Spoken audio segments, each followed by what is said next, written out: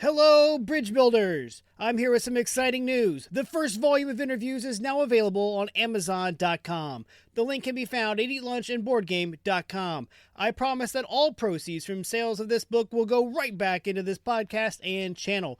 Whether that is new and better audio equipment for the podcast, or video equipment for the YouTube channel, or even more games to review, the money will not be wasted. Click over to Amazon and get your copy of Eat Lunch and Board Game, the first course today.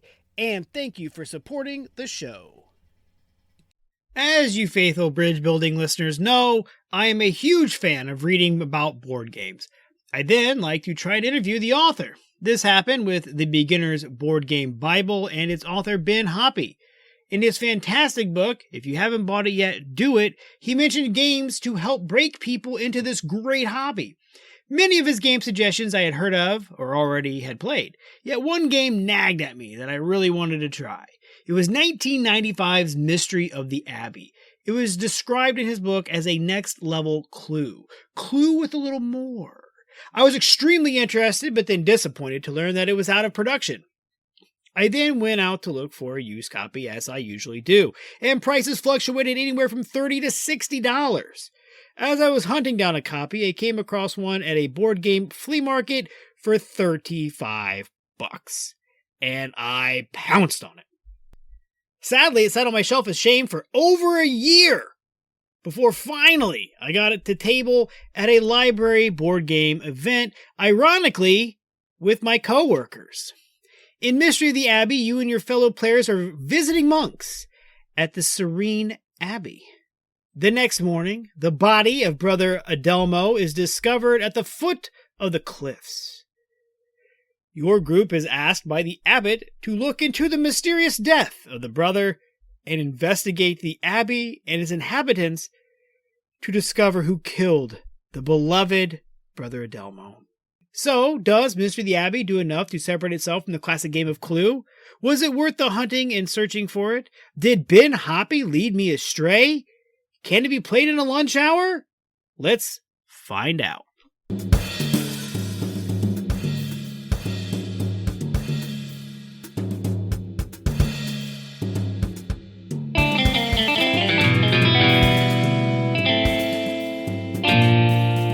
Alright, welcome back to Eat Lunch and Board Game. I'm your host, Adam Collins. Let's take a look at the rule clarity for the Mystery of the Abbey.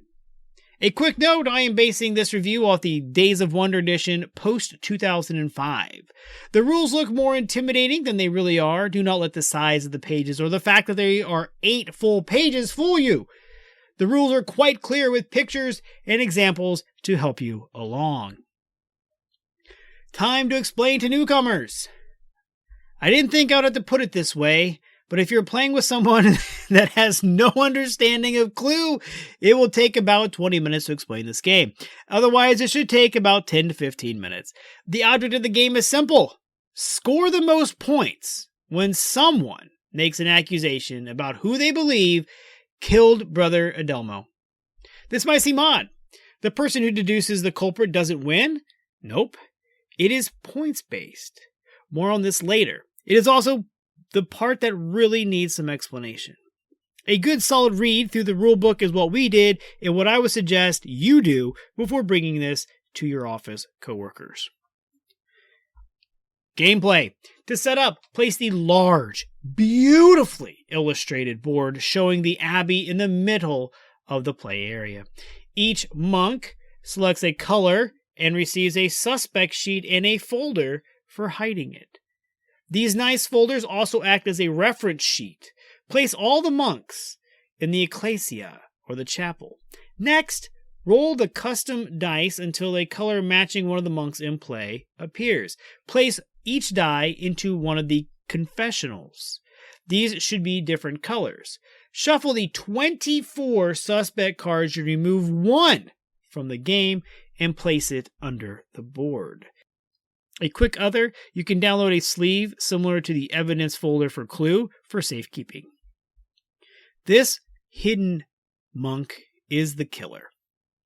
Then remove either 5 or 3, depending on player count, and place these in the upper left corner of the board.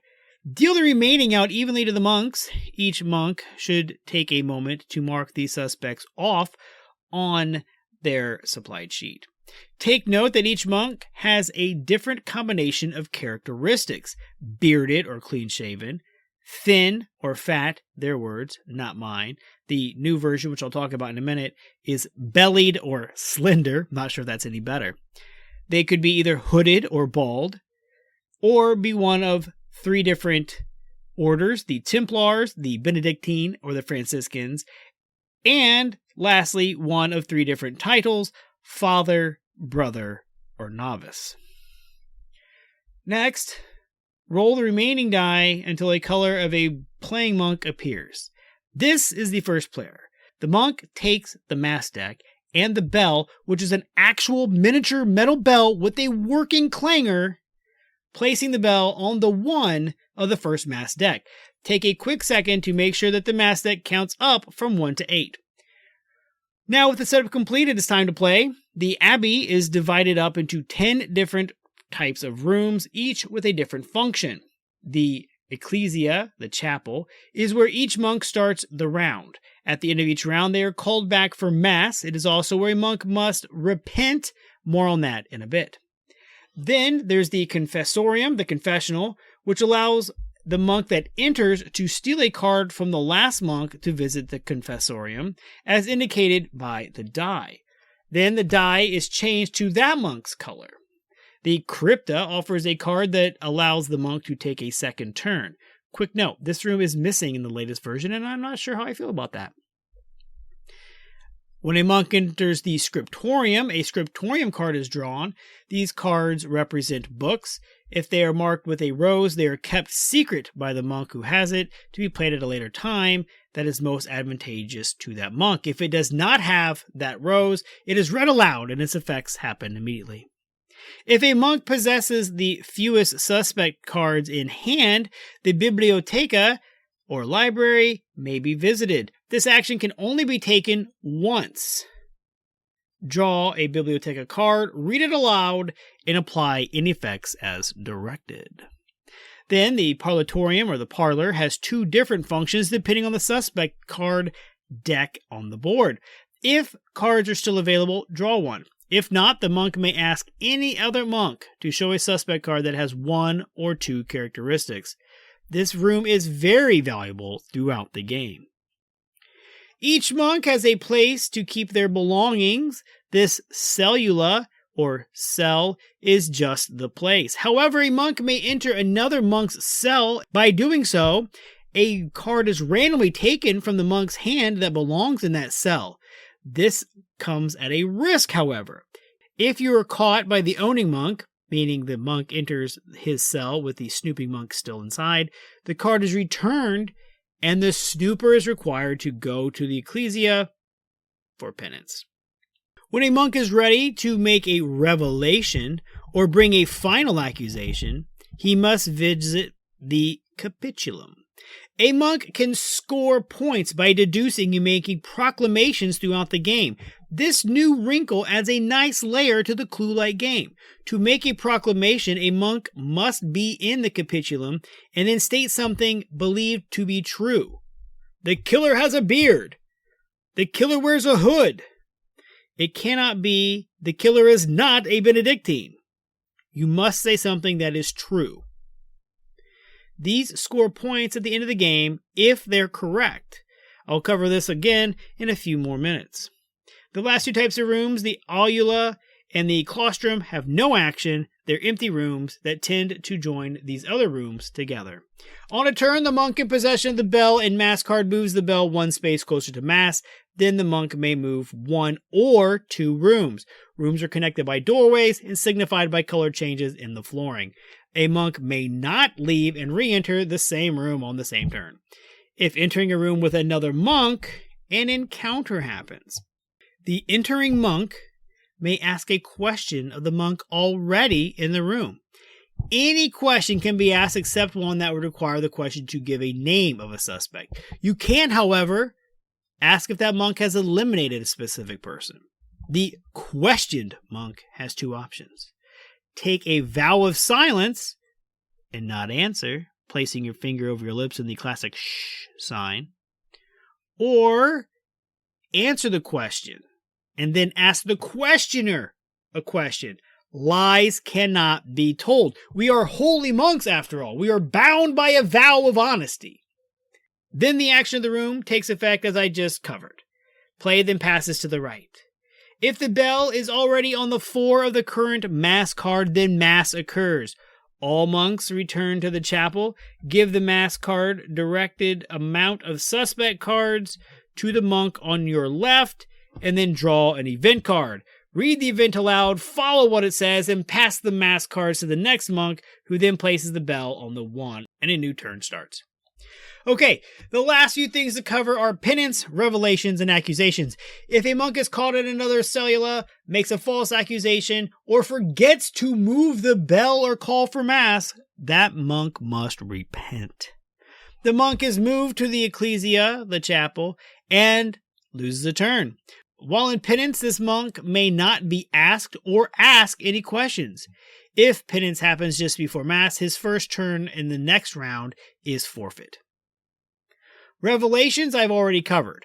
Once a player makes a revelation aloud, and it is recorded, written down, another monk may not make the same accusation. However, if a monk believes that that revelation is false, a contradictory revelation may be made. If I proclaim the killer to be a father, and you believe him to be a brother, you can proclaim it.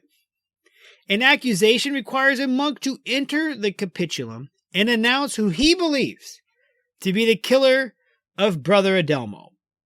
If any monk has this card in hand, it must be revealed, and the accusing monk suffers penance. If no one can prove otherwise, then the hidden card is checked to verify the accusation. If correct, the game ends. This triggers the in-game scoring. For each correct revelation, a monk scores 2 points. For each wrong, -2 points. The correct accusation scores 4 points. Incorrect accusations, -2. It is possible to score more points than the correct accuser. If there's a tie, the monk who correctly found the killer is declared the winner. Replayability. All I can say is, as soon as we finished playing the game, the 3 of us wanted to just reset and play again. But time would not allow as the library was getting ready to close. And while being locked in a library sounds like fun, we decided to go ahead and leave. Like with Clue, the game is different each time. Unlike Clue's 200 and some variations, there are only 24 in the Mystery of the Abbey, since there is only one suspect that needs to be sussed out. This might seem like a downfall, but is far from it. Each game offers new players with new question ideas. Each game feels completely different. Components. First off, I want to state that the box contains a fantastic vacuum molded insert. Each piece has its place, and this aids tremendously in the setup and breakdown time. Kudos to Days of Wonder. The board is a standard thick chipboard. The cards are a little on the lower quality, which is sad and a bit scary. They are the key component to the game. I bought my copy used, and the person who owned it ahead of me actually sleeved every card in the deck except the mass cards for some reason. They are not shuffled, so I guess they don't require protection. It's just odd to sleeve all but 8 cards. The pawns are nicely detailed colored plastic monks. Sadly, though, there's only one mold, so they all look the same, just different colors. The dice are custom and wood. The sides are painted with the silhouette of a monk. And lastly, as I already mentioned, my favorite part is the bell. The bell is a really small metal bell with a working clapper, and it is fun to ring to call everybody back to mass. Lunchtime potential. Mystery of the Abbey could be played in a lunch hour if only with 4 players. 5 or 6 might make it bleed a little over the 60-minute mark. We learned it and played it in about 75 minutes with 3 players the first time we played it. I typically have 5 players at lunch, so we'll see how it goes. Artwork.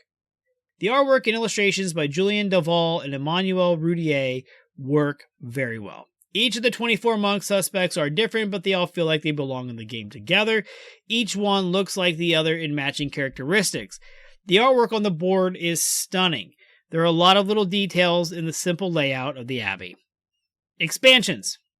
There's currently one on the market, but it really is just part of the game now. If you have an old 1995 version of the game, you can buy the expansion. If you have an edition produced post 2005, your version has it included. If you aren't sure, it will be mentioned on the box cover. It is called the Pilgrim's Chronicles. This is a small 12-card expansion, which was originally designed for the 2005 Essen Fair. It adds 5 new Scriptorium cards, 6 new events, and 1 new Bibliotheca card. Shuffle these in with their respective base game decks, and you're good to go. Honestly, I did not know what the expansion was. When we played the game, which I thought was the base game, I looked into what the expansion was, and I was surprised to learn that I'd already experienced it. The new edition currently on Kickstarter boasts that having the 12-card expansion included, though I would not really consider it an expansion, just part of the game now. There is a new one. I have no idea what this one brings, but I am interested for sure. All that is known is that it contains more cards, wooden tokens, and more could be unlocked as the campaign continued through Kickstarter. Bang for the buck. The original version is currently out of print, but look for it in the secondhand market. I found a copy at a flea market for a reasonable price of $35. Now that I finally got the table, I loved it and backed the new campaign on Kickstarter at the bundle level for $51 because I want the unique monk pawns. The only thing I see in the new version that I don't like is that the bell has been replaced with a wooden token. Why? I loved ringing that actual bell. It just added a little bit more something to the game. Other. An interesting thing to note about Mystery of the Abbey is that it is based on the novel The Name of the Rose by Umberto Eco, and it came out in 1980. It was made into a movie starring Sean Connery, F. Murray Abraham, Ron Perlman, and Christian Slater in 1986. The book was dry and I just couldn't get into it, but the movie was 130 minutes and starred a James Bond and a Bond villain, Michael Lonsdale, who was Drax from Moonraker. I rented it from the local library and gave it a watch. While I really enjoyed the movie, it did not provide any insight into how to play the game any better, which is a shame, as I doubt many of my friends have seen this great film. A few years back, it was remade into a miniseries starring John Turturro. I have not yet watched this 8-part miniseries yet. It is not streaming or rentable anywhere at this time, but I'll keep an eye out for it. In summary, The Mystery of the Abbey works well as a different whodunit and a great change of pace from Clue. The subtlety of the mechanic changes and different rules help it to stand on its own. The Board Game Geek page for The Mystery of the Abbey has it rated at a 6.5 with 8,000 reviews, as compared to Clue's 5.7. I think the weights say it all, though. 2.2 for Abbey as compared to 1.65 of Clue. I truly believe that each of these weights are low. I think Clue in and of itself is a solid 2 in weight and complexity, whereas The Mystery of the Abbey is a solid 2.5 as the questions make this game much more complex. You got to get creative in your question asking. That's where the replayability really comes in. You play with more players who have different ideas for questions, and then you get better question ideas. Yes, you're only trying to find the suspect, but you're trying to suss out the suspect based on different characteristics.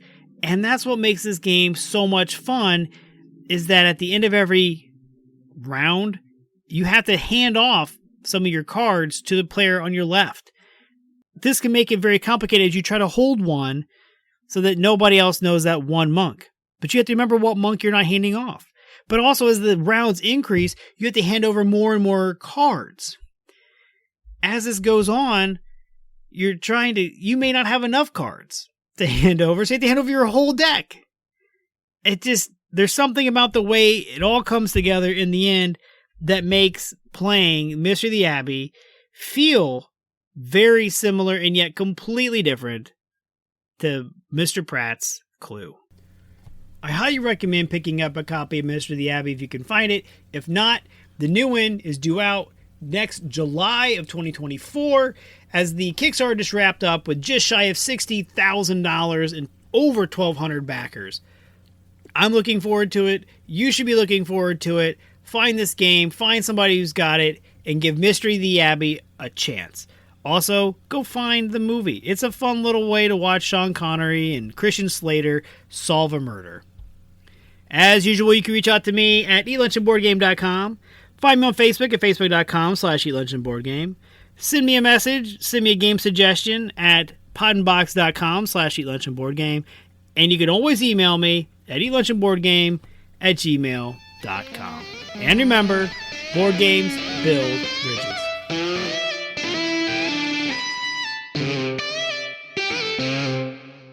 When you're gaming, why not be comfy? Go over to supportplayer.org. Click on the cards, pieces, and dice to get some merch. These t-shirts are some of the most comfortable I have ever worn. That's supportplayer.org, and there's a link on eatlunchandboardgame.com.